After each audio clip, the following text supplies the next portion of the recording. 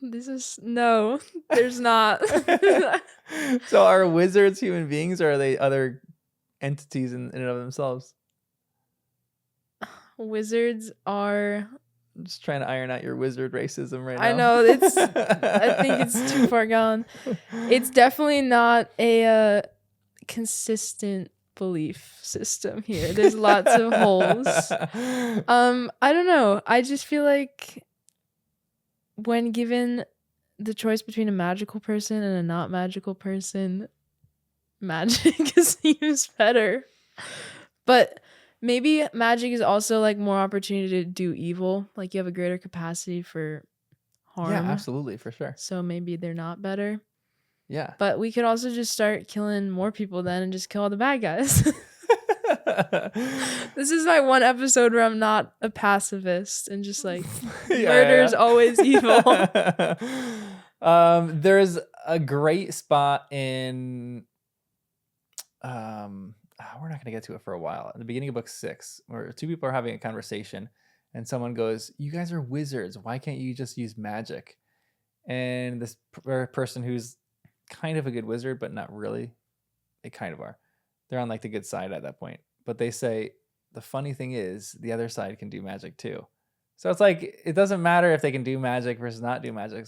It's like one side not overpowering the other. So that's why they're having this battle within the muggle or within the wizarding world, is because they're vying for power in the wizarding world. Because whoever has power in the wizarding world can exert control over the muggle world, which is a little terrifying, to be completely honest. But it's kind of what it comes down to. One side is benevolent toward the muggles and they want to live in harmony with the muggles. Kind of. There's all sorts of history about how wizards truly want to live with muggles versus not want to live with muggles. But muggles generally have been afraid of wizards growing up. This is why we had the Salem witch trials. Mm-hmm. Like we were burning witches because we were terrified of them, not necessarily because we wanted to live in harmony with them. But I would say a lot of wizards do want harmony with the muggle world because they don't want to be in the shadows and hiding. They want to be able to do magic as much as they want, but it's almost an impossibility that that's going to happen. So Voldemort, on the other hand, wants to wipe everyone out so that he can have wizard dominance over muggles and make muggles subservient and serve humans. Yeah, that sounds good. I like that idea. Oh my gosh, what have we created here? I feel like a nice 50-50 split of the population where everyone can be their public, out of the closet wizard self and do their magic in the public and not have fear. That'd be ideal, I think. Yeah, for sure. But we got to do some population reduction to get there, or increase. You're like the Thanos wizards right now. You're like, if like the population were cut in half, then everyone would live perfectly and in harmony. Yeah. Like, this is great. I don't know. They just have so much inconvenience to live under the radar. Like, why can't they just be out there and be proud? They can't because of us muggles. This is like true of anything in life. I feel like if you're a little bit different from people, you're going to get, some people just don't like different people. So like, I mean, think of what happens in school. If like you're the weird kid in school, then you're going to get bullied because, not because like really anything about you, but it's like you're weird and the bullies are the normal, quote unquote, normal ones. And they don't like you because you're just a little different. So they're going to hurt you because of that. It's like sad, but I feel like that's human nature. Maybe I have a really pessimistic view of human nature, but that's just what happens. That's why you look out for the little guys and like wizards in a weird, this is like weird because they're the little guys, they're the minority, but they also have more power than muggles. So like they're simultaneously afraid of us, but also looking out for us. There's a huge responsibility, but we could just wipe half of them out and then like your suggestion. What percentage of the population is wizards? Probably really insignificant. There's lots of questions within this of how many wizards actually exist in the world, because this book opens it up significantly where like there's thousands of people at the Quidditch World Cup and everyone's watching this and everyone's playing. Yeah. There's countries with full teams of Quidditch teams, and it's like there's got to be like millions of wizards worldwide. So it definitely is in the millions, but no one knows the exact number, I think. It's a good question. Too much to kill. Oh my gosh. We're talking about killing all wizards now. What is Mm-mm. going on? No, I can't. There was another. I don't know how much I want to get into like the history of some of this stuff with you, but here's a question I have for you. Maybe this sounds like a weird question, but if you were to start a wizard uprising, let's say you wanted to murder all the muggles in the world, how would you go about doing that? How would you get the wizards on your side? Because this is what Like if- Voldemort is essentially trying to do. Okay, if I'm Voldemort, how am I causing an uprising? I would make a lot of empty promises. Power, wealth, status, like ownership of property. Land. I'll give you guys land if you just follow Yes. me. I don't know. I would need to be able to get people to trust me. So like I would need to be powerful in and of myself. Yeah. Because I don't like if it's Lockhart, like he's not gonna get very far having an uprising because you can see through that. So I don't know. I doubt my wizarding ability to even like Come on, don't doubt your have a wizarding. You'd be chance. great. You'd be great at leading the masses astray and starting to kill muggles, Lizzy. Just me. I don't know. Like this is too far gone. I don't even. No one would ever follow me or listen to me. I don't know. Like that's my question with Voldemort. What did he do? Why? I think he probably is inciting fear first and then threatening people. But we're going to learn more about him. His way of deception is a really fascinating one. And even how he got people on his side is a really, really fascinating one. And it's kind of through charm. Which is like weird. We'll hit that when we hit that. But Tom Riddle was a very charming boy. And so he drew people to himself because of his charm. He knew how to like work a crowd. People didn't see through him.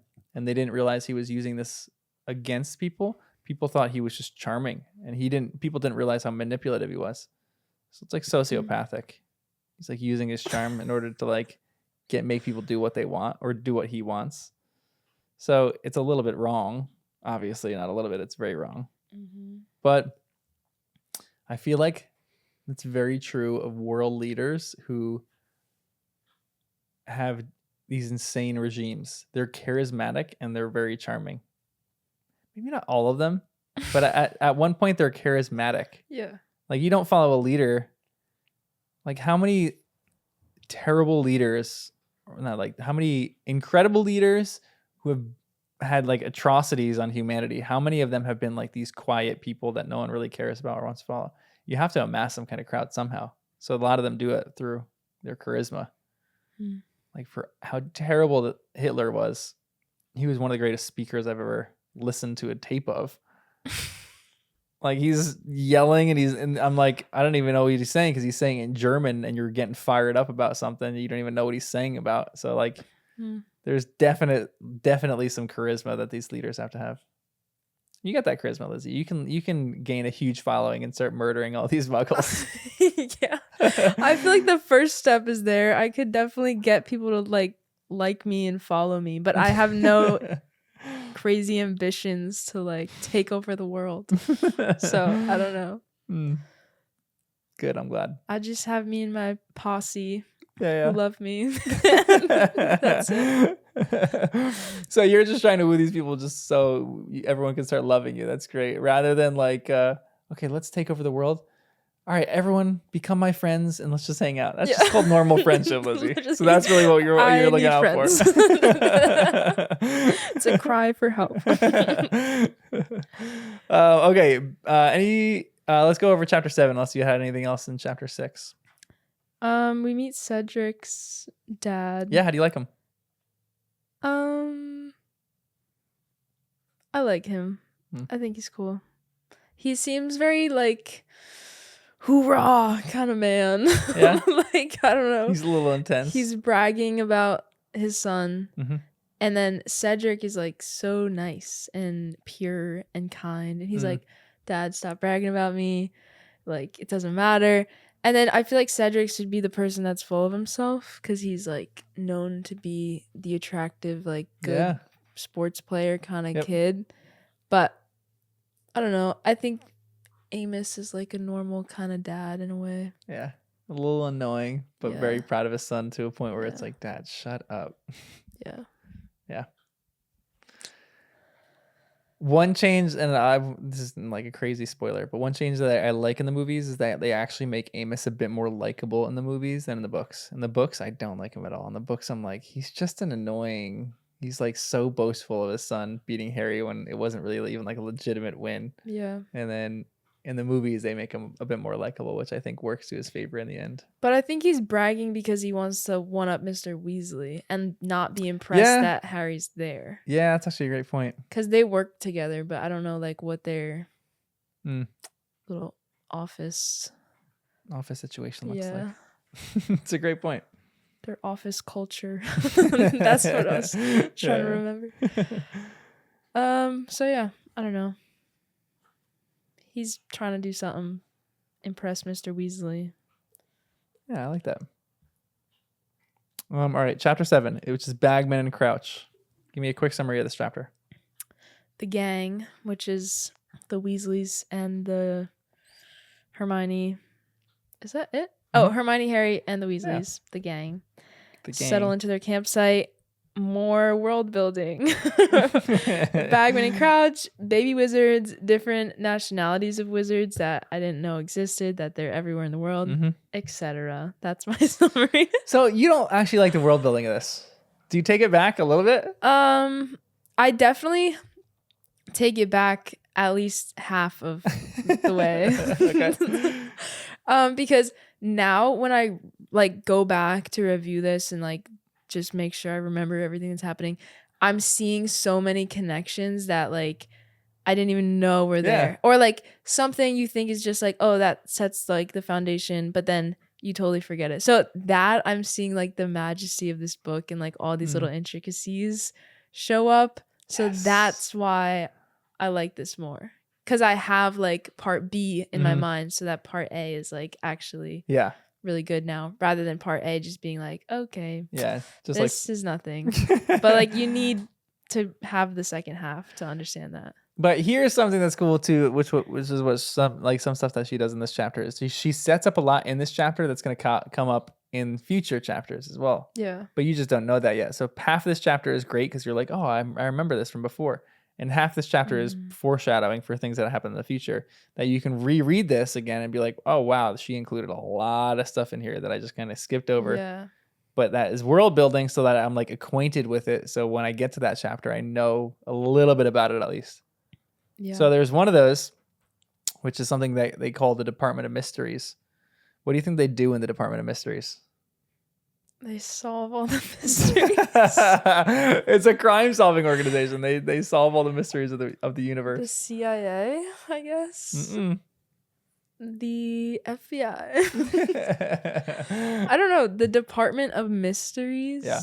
Is that like things that no one knows how to do yet, or like interesting. Like Bill's breaking curses? Is that like the mysteries, like they're trying to figure out all these new things and invent new magic? This one the Department of Mysteries is really cool. Like, so people who work there are called unspeakables, and no one really knows what they do in the Department of Mysteries at this point in the books. But something do you want to spoil it a little bit? It's not really a spoiler, to be honest. It's just like description of what they do. Sure. Always. I never know how much to spoil versus like what's okay versus what's not okay. So the Department of Mysteries is they're looking into the mysteries of life, which are things like time. They're looking into how the mind works. They're looking into what love is. They're looking into what death is. These things that are incredible mysteries in the Muggle world. And they're trying to figure these things out, what magic is entailed in these things, because there's magic that they haven't yet discovered, which is such a cool idea to me. That like Yeah. we're in this world right now and they haven't really explored every single boundary of what these things are. Dumbledore has this line. Sometimes I like to think there's a music room in the Ministry of in the Department of Mysteries, because Dumbledore has this line in the first book where he talks about music and how it's like a magic beyond all we do here, and I'm like, I love that so much. And the idea of love, the idea of death, the idea of faith, the idea of how your mind works or how time works. These are all incredible mysteries, and they're deeper forms of magic that like muggles can participate in, and I love that. And I think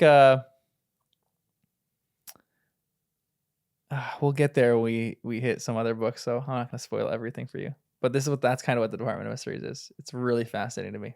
It's good discussion. So do you think once Lily Potter died, that's when they were like, oh, we gotta study love now? No, I think they were studying love way before she died. Because okay. And how they're studying love is another debated issue, with no one really knows how they're like talking about love and considering love and like studying love. There's lots of debate within the Harry Potter community for how they're actually doing that. I have my own theories, but we'll get there when we get there. What is that? Like, that's such a dead end. I know. You're just gonna throw that out there? Yeah. Yes. All right. Yep. I have nothing to add to that. Like, I can't. Yeah, I know. This is me just gushing about certain things in the series. You don't have to add anything to it. Okay. I'll just sit here, smile and nod. Anything else in this chapter? I have a lot in this chapter. Okay. First of all, this is dumb, but it took them 20 minutes to walk a quarter of a mile. Like, she should not have wrote that. That's ridiculous. Why? A 20-minute quarter of a mile? Yeah, because there's so much cool stuff around them. They're looking at everything. And it's so packed. No way are you walking that slowly. Well, that's the description of the book, is because everything is so packed. How far are you able to travel in the jungle? They say Marines can travel a mile a day in the jungle. So that's what it's like. They're in a marsh. They're in like a moor. It's flat. Yeah, it's flat, but that's why everything is so congested. It's like, go to Times Square in the middle of December 25th on Christmas and try to walk a half mile in Rockefeller Center. It's going to take you a good 2 hours to do that. So they're like shuffling through a crowd of people? Yeah. Okay. That's the whole description. That's the point of the description, because it's a crowd of people. You're out here. We're like in the burbs right here. We're like, it's like I go for a walk with Wes in like 2 miles in like a half hour. Yeah. I'm like, this is great. You're like, how the heck are they able to walk a quarter mile in 25 minutes? Understand they were all like packed in like sardines. No, they're kind of packed in like sardines. The Salem Witches Institute. Yeah. Like, I want to know about that. I know, me too. Because that's like the Americans. Silvermorny, baby. It's the best school. It's the best wizarding school. So like all the witches survived the Salem witch trials, or like it seems like they survived. No, some it was of them. Well, yeah. Some of them, most of them actually did survive. Harry writes about this in one of his papers in his third year. A lot of them had this like tickling charm with the fire. And what's her name? Yeah, I forgot what her name is, but she liked it so much that she like got burned like 70 times or something. Yeah, crazy like she that. just kept doing it. Yeah. So none of them really died, but it was a time of wizard persecution. Nonetheless, it was still a time when like everyone was like terrified of them and were trying to persecute them, even though they really couldn't. But it's like you ever read the play, the Crucible? No. Oh man, it's so good. It's so good. You got to read that one. I want to be part of that group. I don't know. The Salem Witches Institute. They had like this big banner. Yeah. I just imagine it being like all girls too, because it's witches. So then it's like an all girls school. I love that. I don't know. Yeah. Something I want more. And Mr. Weasley, I realized in these chapters, I feel like he's more popular than I thought he was. Like he knows all these important ministry people, and I feel like he is portrayed as like he doesn't do good at his job, or his job is like the lowest on the ladder. But I don't know, like he knows all these people. He's a pretty cool dude. He's introducing Harry to everybody. Like, I don't know. He just went up in the world. Definitely. He's at least like well liked. Yeah. He might not be great at his job, but he's well liked. Again, because he's like the head of the Muggleborn. What is it? The Muggleborn Commission or something like that. I don't know.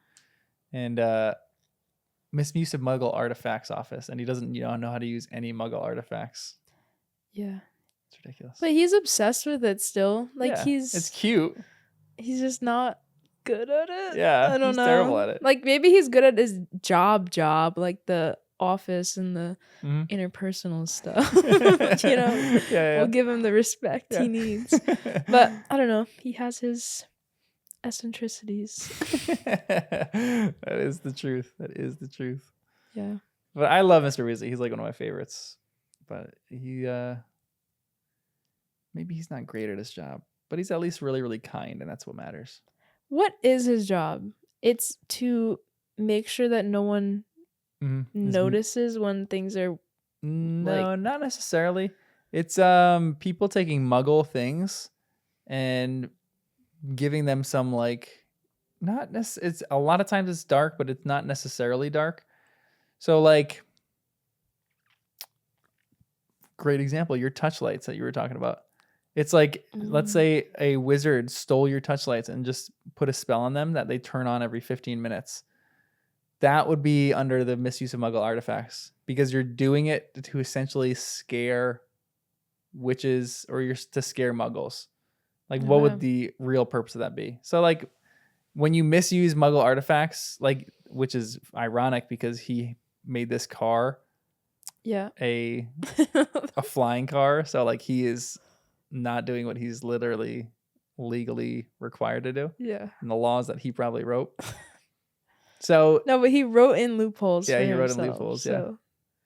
Yeah. But he's not using it for evil. Most people who are doing that are using it for like wicked purposes. So he's just trying to sort out all those people who are doing that. But they're doing it for wicked purposes, like in the Muggle world, or they're doing it like just to. Yeah, they're trying to. I mean, it's a little bit of both. They're trying to dupe Muggles into like doing stupid things, and like it's like, I guess, pranking people a little bit, like harmless pranks for some of it. But then there's also this rhetoric where it's attached to anti-Muggle sentiment. So there are certain witches and wizards that are doing it because of their hatred toward Muggles, and they want Muggles. It's like called Muggle baiting. You like enchant these objects and then you bait Muggles into these situations where like, something bad happens to them. Or you just use Muggle artifacts, Muggle things in order to like harm a normal Muggle, which it shows you one thing that I love in these chapters is it really shows you the human condition of how people treat each other. Like even just his job alone shows you how people treat each other. And like, this is like the human race. Nothing really changes in the wizarding world. Nothing changes in the Muggle world. We all do the same things to each other. We're all nasty to each other at certain parts. Yeah. And here is Mr. Weasley, who's just an example of someone who's kind, who's doing things that he shouldn't do, but he's doing them with no ill intent. So like, it's like even what you said, maybe a little bit of what you said, but you kind of trust Mr. Weasley more because he's just very upfront. Like Dumbledore does these things because he thinks he's almost above the law. Mm-hmm. Arthur Weasley is writing loopholes into the law so that he can do these things that he wants. But Arthur Weasley is a lot more innocent of a character than Dumbledore. Yeah. So I don't know how I got there through this whole loophole. It's beautiful. It's great. That kind of makes me not so convinced of my wizard only worldview thing. Yes, great. Finally, we got her off of that. Because wizards are not like intrinsically good.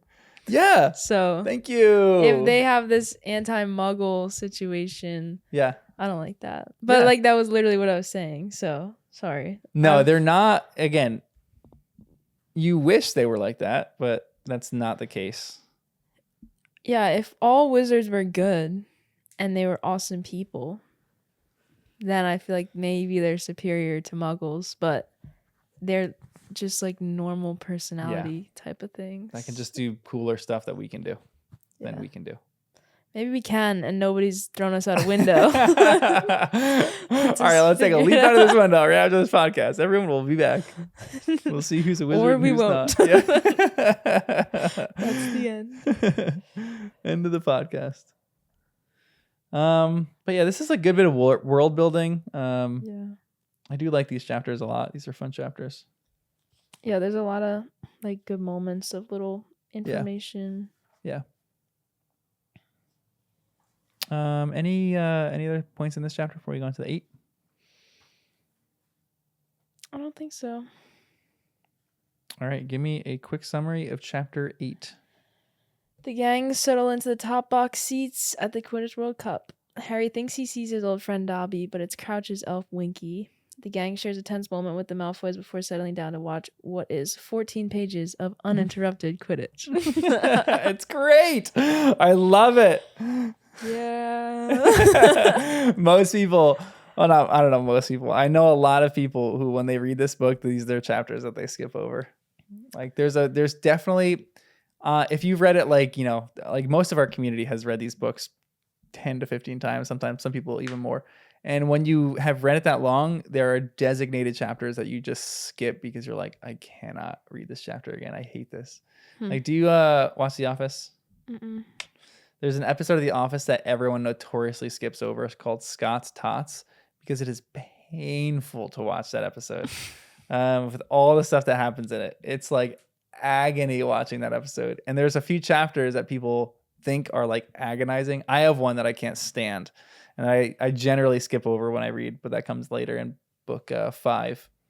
But this is one of those chapters that sometimes people, they see the Quidditch World Cup and they're like, I don't want to watch 14 or read 14 pages of uninterrupted Quidditch right now. This is a little bit boring. I'm just going to skip this. And I love Quidditch too, but I feel like, if I reread this again, I would probably at least skim it. Yeah. I feel like skipping is sacrilegious.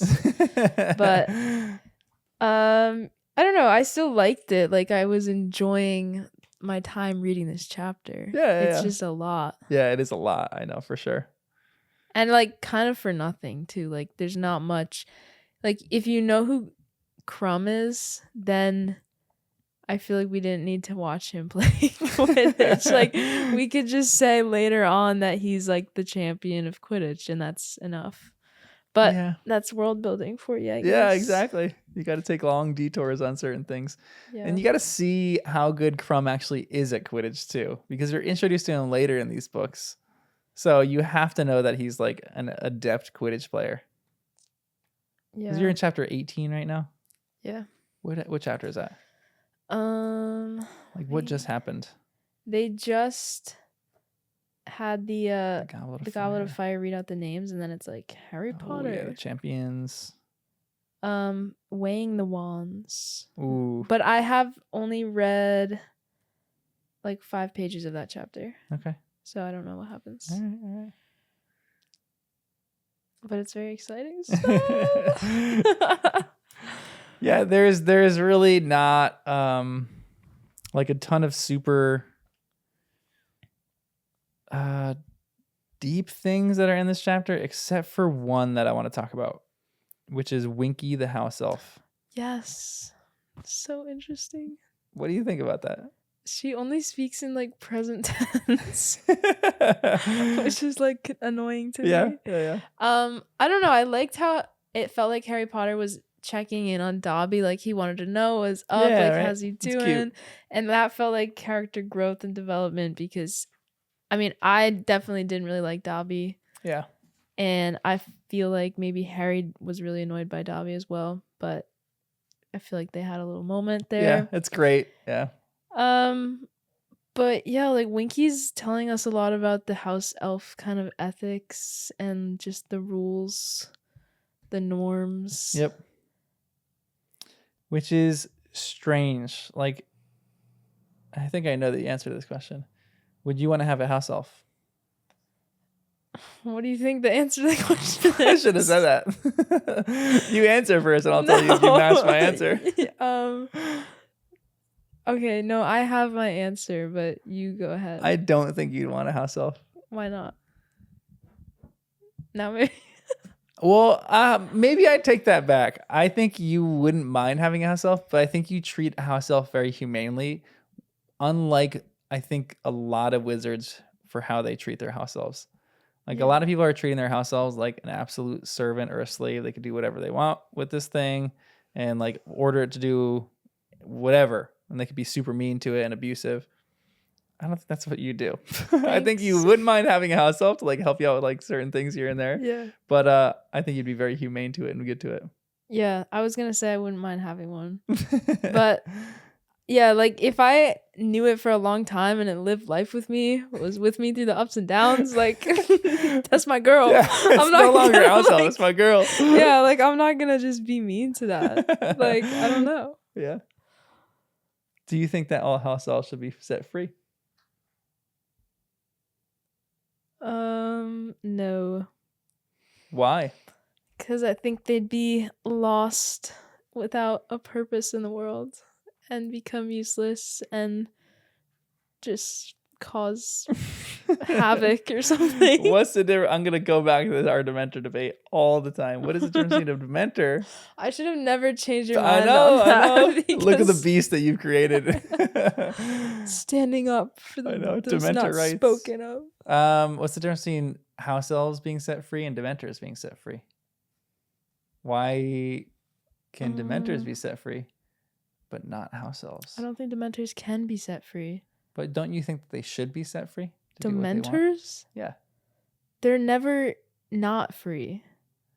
That's kind of true, but they're under the ministry control. No, they could like subvert that at any moment. They No. do not have to listen to that. I think that's like an illusion. Subvert that. It's an illusion. The Yeah. power is an illusion. Yeah. Okay. No, the illusion is that the Dementors are like listening to you because they've just been promised more souls. So they're just after the souls. Just saying. I don't think Dementors ever gonna be like controlled by a human. So do you think that house elves, it's in their nature to serve, and so it would be doing them an injustice in order to set them free?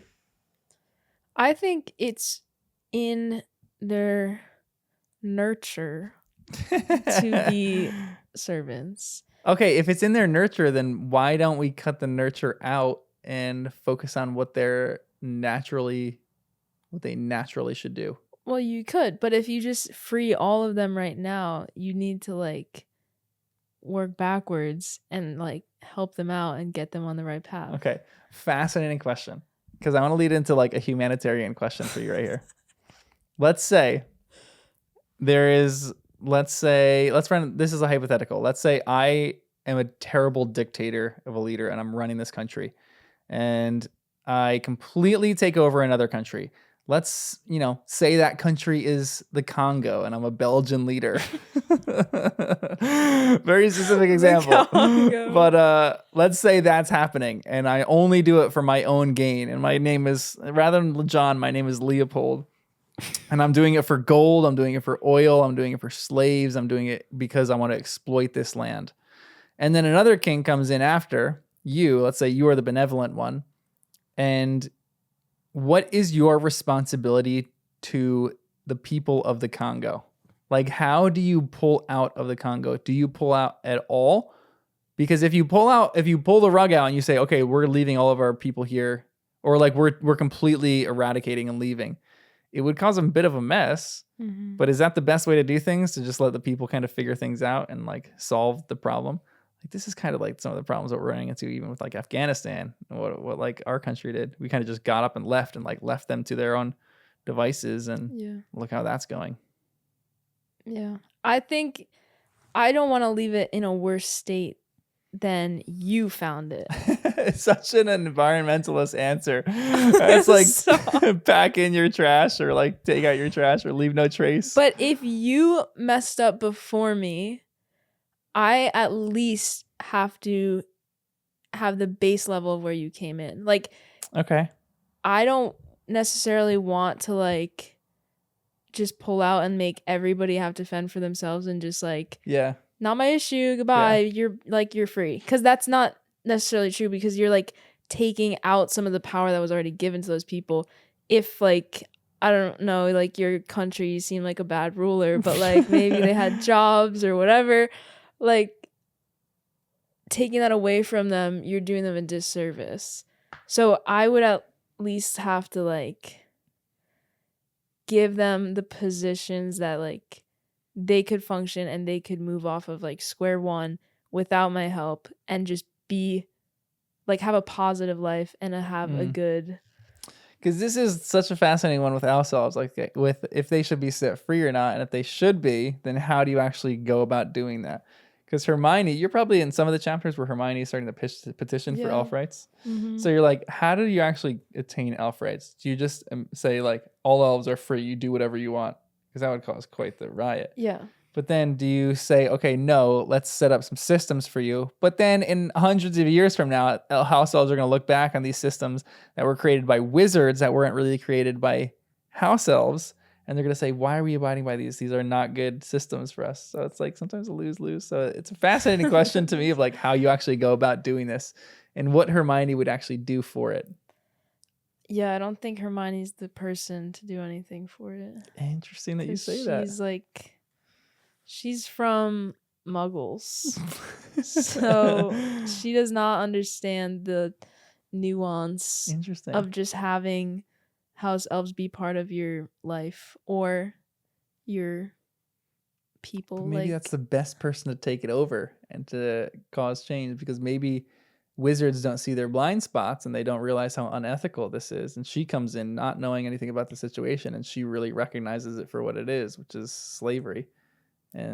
But if you take out a kid from a terrible family and say, your family's terrible, you deserve a better life, have utter freedom, that's not helping the kid. The kid does not know what to do. He's never had that before. We're talking about a child versus what should be house elves, which should be adults being able to make those decisions. But house elves are not on the same level as an adult functioning brain. Wow, it's crazy that you think that. All of my muggle like racism towards all these things. Yeah, this is when the podcast changes. Lizzie's gonna give a dark wizard here following Voldemort. Maybe I really am a Slytherin. Yeah, for real. But I don't think house elves are ready to just pull the rug out from under them and say be free. Because even Winky's talking about it, like, shame on Dobby. Yeah. And then, she does not want it either. Yeah. So. Which is another great one, because I think you're bringing one of the best points, is like, what do the house elves actually want? He is getting up to all sorts of hijinks, sir. What is unbecoming to a house elf?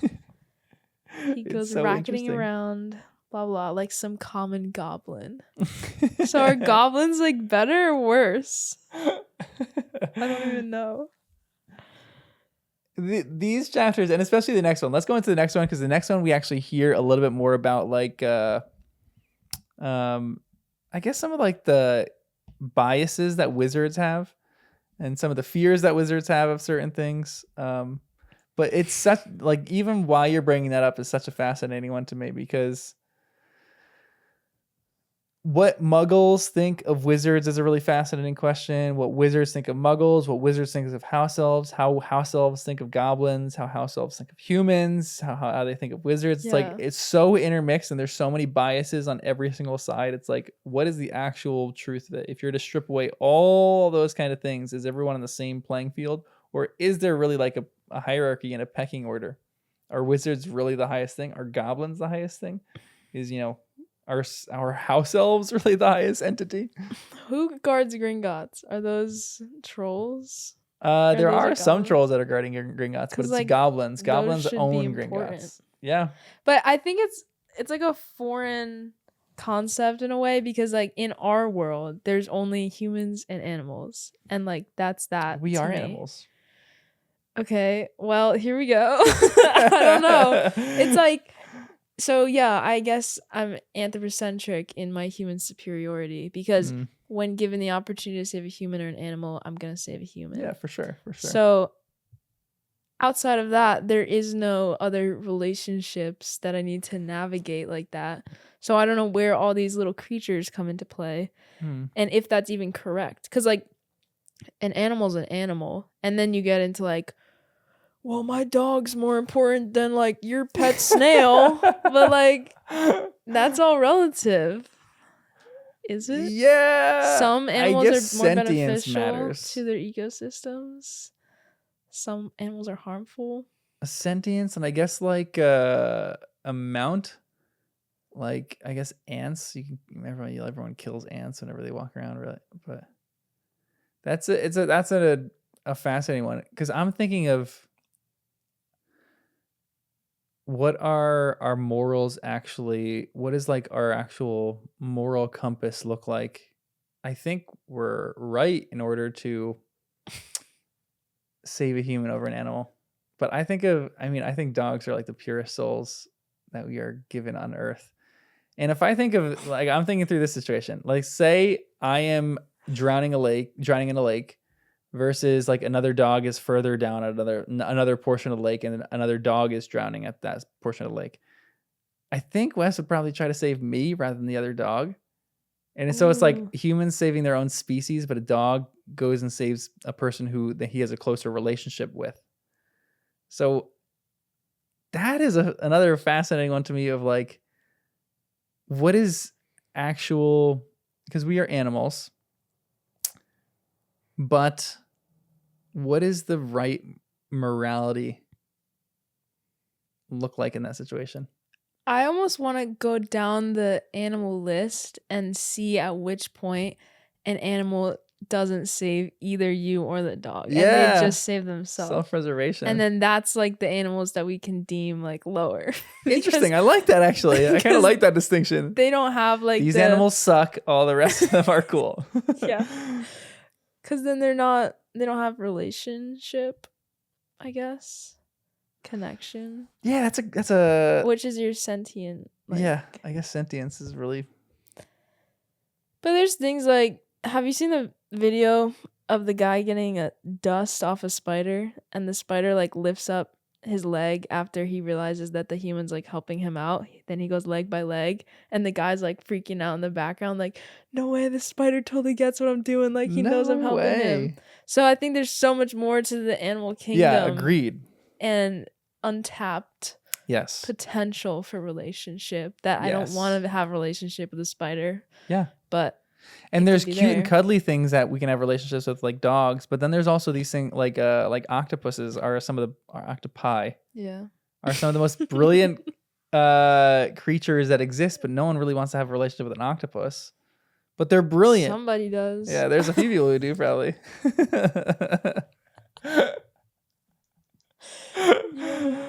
Moving on to the Dark Mark, Chapter 9. Any questions about the Dark Mark, or any? Give me a quick summary of the Dark Mark. Oh, I thought you said you'll give me a quick summary. No, you give me a quick summary. All right. I can't with this. Okay, after the Quidditch World Cup is over, the gang settles down for the night, only to be awoken to Death Eaters making a scene, torturing muggles. The trio flees to the woods where the Dark Mark is cast above them, and they are suddenly caught up in the middle of a bunch of Ministry of Magic officials. Winky is found holding Harry's wand. The Dark Mark has not been cast for 13 years. Which is crazy. So since Harry was attempted to be killed. Yes. Or since Voldemort attempted his kill. Yeah. Avada Kedavra. Whatever. Is that... Say that out loud. No, that's the killing curse. Avada Kedavra is the killing curse. I know. There's another one that is the how you cast the Dark Mark. It's something a little different. What do you think of the Dark Mark? I think it's really cool, kind of. Like, I don't like that people are getting killed. Back to my normal morals here. She's back, everyone. But I do think that's kind of an awesome way to incite fear into people. Wow. Like, that's so Agreed. cool. Like, you just kill someone and then boom, the whole sky is like a skull. Yeah. And Mr. Weasley had an awesome paragraph about that. Like, yes, how that's so scary. The last time people saw that was when Harry was going to be killed. He says, Ron goes, I don't get it, said Ron, frowning. I mean, it's still only a shape in the sky. Ron, you know who and his followers sent the Dark Mark into the air whenever they killed, said Mr. Weasley. The terror it inspired. You have no idea. You're too young. Just picture coming home from work and finding the Dark Mark hovering over your house and knowing what you're about to find inside. Mr. Weasley winced. Everyone's worst fears. The very worst. There was silence for a moment. Then Bill, removing the sheet from his arm to check on his cut, said, "Well, it didn't help us tonight, whoever conjured it. We scared the Death Eaters away the moment they saw it. They all disapparated before we got near enough to unmask any of them. We caught the Robertses before they hit the ground, though. We're having their memories modified right now." "Death Eaters?" said Harry. "What are Death Eaters?" "It's what you-know-who supporters called themselves," said Bill. "I think we saw what's left of them tonight, the ones who managed to keep themselves out of Azkaban anyway." But I love that paragraph because Mr. Weasley like really gets it and the kids don't get it. It's awesome. I know. There's a lot of cool things in this chapter too. Like they use a spell called Priori Incantatem to like cast the previous spell out of the wand. Oh, yeah. That was just like zoop. Yeah, right? That It is just fun. like sucks it back out of the wand. You're like, oh, he used this one. But do you know what is going on in this chapter? Like, because there's a bunch of stuff happening. What are some questions that you have? Well, they put the people under the Imperious Curse, I'm guessing, after hearing Okay. about that from Mad Eye. Okay. That was my thought. What people? The Muggles. Okay, so they put them under the Imperious Curse. Interesting. Okay. Is that correct? Or is it in part. unknown? Yeah. We'll definitely learn more about that later. I thought it was crazy how the whole, like, all the 20 Ministry of Magic people apparated in a second, and we're just like They're just right there. Yeah, and then Harry just ducked. But that seems like such a scary way to do that. Like stand in a circle and cast a spell. They're gonna hit each other. Yeah, and I then never it got bounced that. off into the trees. Yeah. I think Harry should have like his own dark mark type of thing where like he can have a sign that like, oh, my scar's hurting, or like Voldemort's near, and then boom, all these Ministry people apparate, and then That's a great idea. like as a self-protection type of thing. That's actually a really great idea. Because if they have the capability to do that, I didn't realize that they could all just like, boom, show up. But Harry needs that. Imagine he goes down in the Chamber of Secrets, does his little help me thing, boom, everybody's there. Just immediately, he gets to like touch. Anytime he touches a scar, it's an immediate. All the wizards in the Ministry of Magic just apparate right onto him. What do you need, Harry? They could make him a spell that he can. That would actually be brilliant. That would solve so summon. many problems in this book. That Harry has this spell that he uses, or like casts something into the air that he just solves all his problems. His safety spell. I don't get how Ron, Hermione, and Harry are so chill about this whole thing in the woods. They're just like walking through the woods like it's no big deal. It is pretty wild. And they've never seen this before, so I guess there's part of them that they don't understand what's happening. But if I've never seen it before, I'm just reading about it. I don't want to be there. Yeah, Like, completely agree. That's crazy. Completely agree. There is something about this that, like, being in the woods, like, I've never experienced something quite as scary as being alone in the middle of the woods, like sleeping alone in the middle of the woods. And that there's like some of the same feelings that you get even if you're with a bunch of people and something terrible like this is happening. Like there's definitely some of those feelings, like you're at any tree, you feel like something could pop out and like terrify you or like kill you or something like that. So there's even like all these lines, like she writes this in a really good way because there's a lot of tension, but she should have put more attention in some of this. But she even has like this line, like a rustling noise made all three of them jump. Winky the house elf was fighting her way out of a clump of bushes nearby. She was moving in a most peculiar fashion, apparently with great difficulty. It was as though someone invisible were trying to hold her back. And it's like weird lines like that you're like, what the heck is going on there with Winky? But like I love that any quick moment makes these three jump, because that's exactly what anybody would do in that situation. Yeah. If you're in the middle of a dark woods and you hear anything, you're like, what the heck is that? It's like freaky. There is a lot of people around them too, though. Yeah, for sure. Yeah. Yeah. Scary. What other questions do you have in this chapter? Or what are some of your notes? I think Crouch is really suspicious. Yeah. I don't know what to think about that. 'Cause he's like he's gonna punish Winky, Mm-hmm. but I don't know, like he just is on the wrong track with Yeah. like talking to everybody in this whole like judgment of who did it type of thing. I don't know. He's just very He's shifty. Yeah. I don't trust him yet. But then Bagman he's like confused in the woods, and he has this moment where he's like confused, and then he shows up late to this whole thing. Yeah. So then I also don't really trust him either. So I don't know why they're both being weird. So and you don't even know at your point in the book who you trust. Because you're at chapter 18. You don't know who you trust more or less. I know.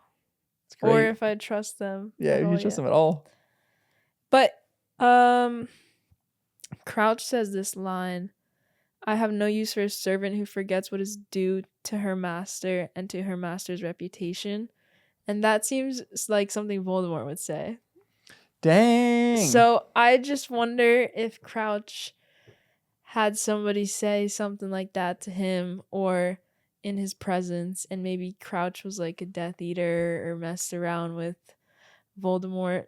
And I don't know, because he's in the Ministry, but apparently the Ministry's been infiltrated in the past. Yeah. And especially with the Imperious Curse, like people are functioning without knowing it or without their own will. So that kind of made me doubt everything after hearing about that one. For sure. You'll get more information about that later. That's definitely one we'll talk about. But the suspicion of Crouch and Bagman is you're exactly where Joe wants you to be.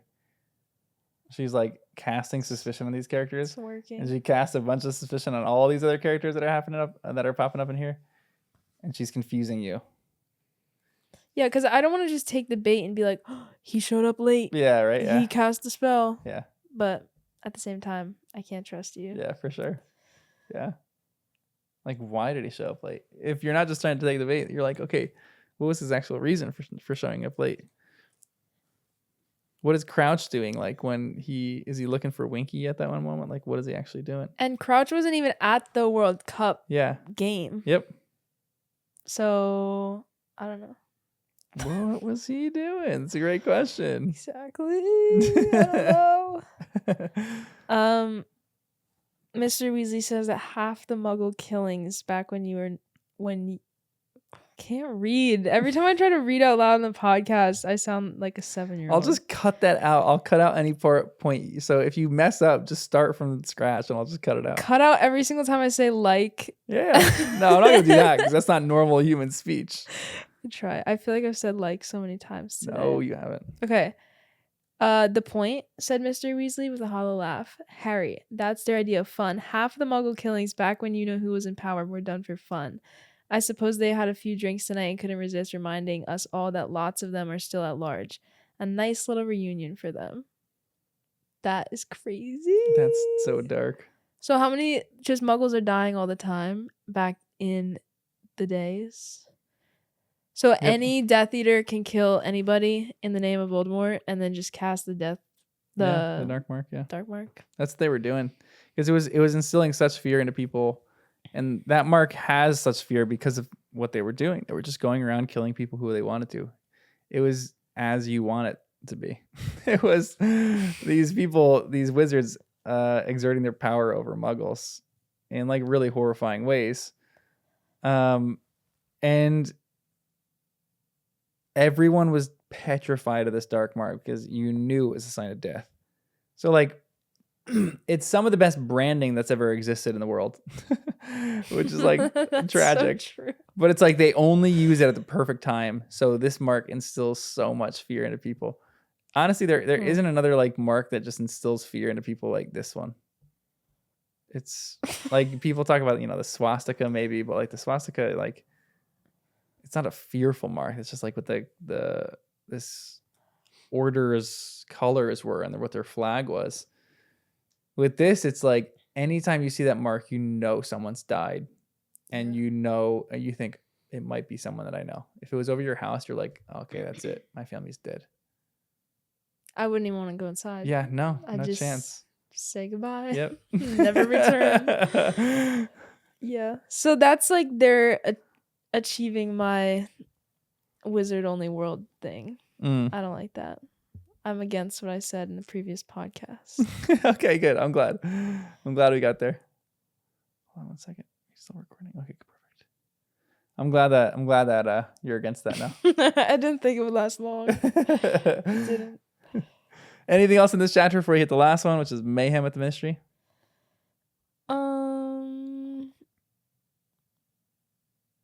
I'm confused as to why some spells are harder than others.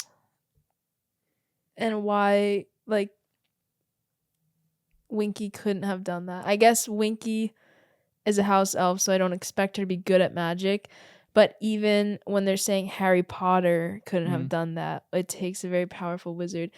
Things like that, or the killing spell, it's like, Yeah. Mad Eye was like, everyone can cast it at me right now and I'm not going to die. Mm-hmm. I don't understand. It's what we learned in book 3 with the Patronus charm. This is a weird one because every single spell that they learn, they have to learn this. And I have debate in my mind. I'm not sure if there's actually a debate in the community for how this actually works. If it's like riding a bike, or if it's like or if it's like you have to focus every single time on something. I think different spells are differently attained. So like Wingardium Leviosa to me is like you learn the spell and it has a lot to do with the movement of your wand. Like if you're moving your wand in the right way. Wait, what is that one? So Wingardium Leviosa is levitating. Okay. So you like levitate something. And it has a lot to do with how you say it and the wand motion of how you move your wand in midair. And that's like, you don't have to think of any like happy thoughts when you're doing that. The Patronus is different, and the Patronus is like a spell that you have to keep, you have to maintain. So you have to maintain happy thoughts when you're doing this. So it's a much more difficult spell to do. And there's for sure, like Moody talks about this later in the chapters, where you have to really want to kill someone in order for that spell to work. It wouldn't just work on like anybody. You really, really have to mean it. And none of those students probably at that time really, really hate someone enough that they would mean it. Yeah. So there's like the intention behind it, but then there's also the spells that are more practical, and it's the way you wave your wand. I think so.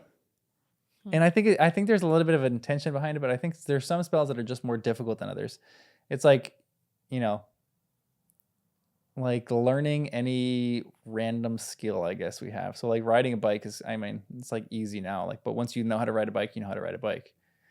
I guess it's the same for like any of those random things, like, jumping on a pogo stick. I don't know. I'm sure some people are like, good at that immediately, but when I was a kid, I tried that and I couldn't do that really well. But then you get better at it and you just keep practicing so that's kind of what I equate it to. You just keep practicing at certain things. But there are definitely some spells that are harder than others to master because it takes some kind of like maybe more focus. A clarity of mind. Yeah, there you go. I love that. Yeah. That's all I have. It's good. Let's do the last chapter, which is Mayhem at the Ministry, really quick, because not a ton happens in this chapter, to be completely honest. Yeah. Give me a quick summary of this one. I don't have a summary for this one. Yeah, this one is literally just as it says. There's mayhem at the Ministry. Amos Diggory contacts Mr. Weasley through the fire. Yeah. We hear about Mad Eye for the first time. And there's a big mystery about what's going to happen at Hogwarts, which is the Triwizard Tournament. Yeah, for sure. But yeah, like when Amos pops up in the fire, I think that is the next chapter. Yeah, that's chapter 11. Not a ton happens in chapter 10, so I'll cut this all out. But all that happens in chapter 10 is there's a bunch of mayhem, and they're still at their campsite, and they at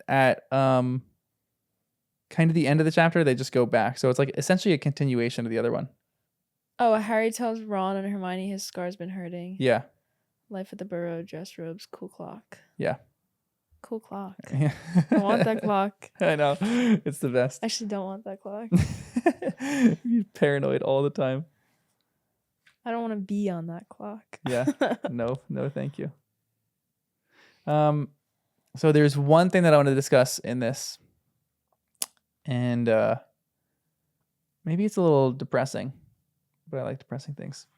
What else is new? I know. There you go. It says this. When Mrs. Weasley sees the kids, she just says, "I shouted at you before you left," Mrs. Weasley said, starting to sob. "It's all I've been thinking about. What if you know who had got you, and the last thing I ever said to you was you didn't get enough OWLs? Oh, Fred. George." Yeah, that's sweet. Do you remember the last thing that you ever said to a person? What? I know it's a morbid question. But like any grandparents or any like someone, like one of the last things you said, even like to a friend that you remember that you just like, not that you lost or that died, but like that you just ran out of touch with, or like a goodbye.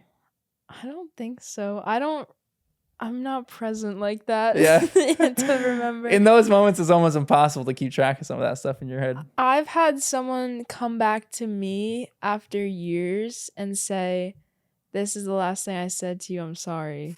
Wow. And I didn't remember. It didn't matter to me. I didn't know. You're just living life. You don't care. And I think it just kind of like ate her up a little bit for a while. But I don't know. I have not. Nothing comes to mind that I have like. That's good. That's healthy. A big last moment with someone. That's kind of nice. Do you? No, not really. I remember some of the last moments that I had with my grandpa, who was like the greatest guy. I loved him. I remember some of the last moments that I had with him before he passed away, but it was just because we were taking him to the hospital, and he was like loopy and he was on drugs, and he was like, but he had like moments of clarity when we were in the car. So I remember driving him there, and he was like all over the place, but then he'd like look at me and like he'd ask me a question. It was like intense. And I just remember like hanging out with him and knowing in my head that this was the last time I was ever really going to get to hang out with him, because we all knew he was going to the hospital and he was going to pass away in the hospital. It was like everyone just felt it. So I remember in the car just being there, and like time just felt like it was going so fast but so slow at the same time. And I was able to like savor that moment to a point where it was really, really sweet, and that's forever etched into my head. I don't remember a ton of the things that we talked about or things that I said to him or things that he said to me, but I just remember that moment. And then I remember when we got out of the car, we helped him into the wheelchair, we wheeled him into the hospital, and that was the last I ever saw him. So I remember that was sad, but it's so etched into my brain. Yeah. Now that you bring that up, I remember like I had that with my grandma, and I was like a kid, so I still don't remember much of her life. And I'm the youngest on that side of the family. So it's like everyone else has these memories with her, and like it's this big, everyone reminisces all the time, and I kind of miss out on that. But I remember visiting her in the hospital, and she had like these balloons that were tied down to this little stuffed animal that had like a weight in it, and then she gave me the stuffed animal, and I like kept it forever, and it was so nice. That's so sweet. But, yeah, I also, my first like existential like moment of life and death, I had an aunt who's not really my aunt, but she's Aunt Lizzy. Yeah. And I was like little Lizzy, and I not like necessarily named after her, but I mean, I was like probably like 5 years old. Like I was tiny, and we would visit her in the hospital, and it was such a strange experience, like looking at her and being like, this is Lizzy, and she's 100+ years old. I think she's like 104. Wow. And I was like, and I'm Lizzy, and like this is just the beginning and the end. And like I was like 5 years old, and it just like hit me, and I feel like I still think about that all the time. That's actually pretty profound. But yeah, because I was like, this is the beginning and the end. Like I'm Lizzy, this is Lizzy, we're the same. Wow, a 5-year-old having an existential crisis like that. That's like that's wild. And I remember looking up at her in the hospital bed. Like that's how tiny it was, that the bed was like higher than me. Aww. So I don't know. She read my card. You had to go right up to her face so she could see, Yeah. see you. That's cute. Yeah. Oh man. Well, on that sad note, thanks for joining us on. Oh no, hold on. What's your favorite moment and your favorite character? I'm gonna say my favorite moment is the Burrow chapters where they're just living together. Yeah. Actually, my favorite moment is when Mrs. Weasley gives Ron the robes. Yeah. And Ron's like, I just rather go naked. Yeah. And then she's like, take a picture. Yep. That's my favorite thing ever. Yeah, that is so good. Yeah, and honestly, I'll say Ron again is my favorite. Yeah, Ron's a great one of these ones. I kind of love Ron too, so I'm gonna say Ron the same because he really is like the a huge source of information because it's crazy that he has lived in the wizarding world for so long, but he doesn't know what the dark mark is, and like he gets all this stuff explained to him. So he's fascinating in that he shows like what a wizard growing up really knows and understands, and I think you learn so much from him in these chapters. And I think my favorite moment is like the Quidditch tournament when they're just like hanging out and there's like a buzz in the air and like everyone's excited about the game, and I love moments like that. So it's my favorite moment. Well, thanks for joining us on our journey of Harry Potter and the Second Time Reader. Peace. Bye.